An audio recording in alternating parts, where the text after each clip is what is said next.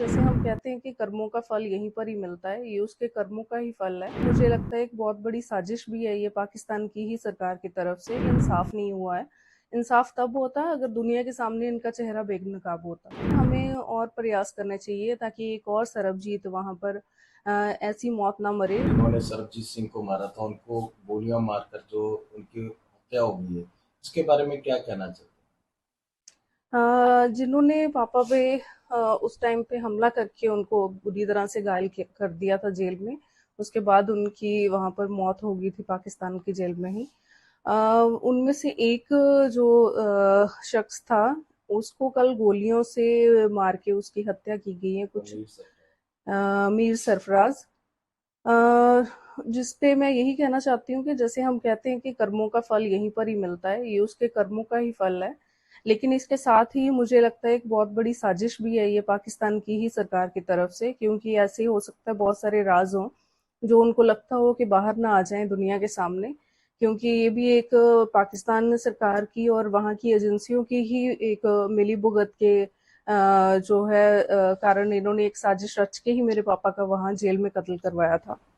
काफी लंबा समय आपने जो है आपके जो बुआ जी थे, मेरे ख्याल उन्होंने काफी कोशिश भी की थी लाने की, पर सफल रहे। उसके बाद इस बात को भी लेकर काफी उन्होंने बात की, हाईकमांड के साथ भी बात की, कोई हल नहीं निकलता नजर आया।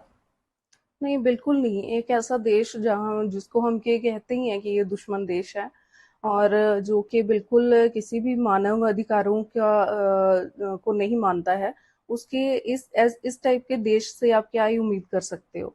बहुत सारे प्रयास किए गए थे जब पापा जेल में थे, और जब उनकी मृत्यु भी हुई उसके बाद भी हमने बहुत कोशिश की थी कि इसको इंटरनेशनल लेवल पे उठाया जाए कि उनकी हत्या आखिरकार कैसे की गई, जैसे कि जबकि वो एक हाई सिक्योरिटी जेल के अंदर थे, एक सॉलिटरी कन्फाइनमेंट में। ऐसी जगह पे जाना किसी आम कैदी जो बाकी वहां पर रह रहे थे उनके बस की बात नहीं थी, बिना के अथॉरिटीज के वहां मिली भुगत के। तो ये अभी भी मैं चाहती हूँ कि इसका ये जैसा कि मुझे कल भी पूछा गया था कि आपको लगता है कि इंसाफ हुआ है, बल्कि मैं ये सोचती हूँ ये इंसाफ नहीं हुआ है। इंसाफ तब होता अगर दुनिया के सामने इनका चेहरा बेनकाब होता। कहीं ना कहीं साजिश है पाकिस्तान सरकार की भी। जी, बिल्कुल, ये मैं शुरू से ही कह रही हूँ कि ये साजिश है पाकिस्तान की सरकार की, क्योंकि यही एक इकलौता इंसान था जो कि इस टाइम पे जेल के बाहर था। बाकी अभी भी मुझे लगता है कि जेल में ही है, और ये पापा का जो इन्होंने कत्ल किया था उसका भी एक इन्होंने झूठा वहां पर ट्रायल चलाया, जिसमें खुद ही गवाह खड़े करे और खुद ही उनको मुकरा लिया और बाद में इन लोगों को बरी कर दिया था। तो ये भी हो सकता है कि इन्होंने यही चीजें छुपाने के लिए ही इसका कत्ल करवाया हो। लास्ट में क्या कहना चाहते हो? मैं यही कहना चाहती हूँ कि हमें और प्रयास करने चाहिए ताकि एक और सरबजीत वहां पर ऐसी मौत ना मरे, अपने परिवार के पास आए सारे जो भी कैदी वहां पर बेगुनाह पकड़े हुए हैं, और उनको तुरंत वहां से रिहा करवा के भारत वापस लाना यकीनी बनाया जाए।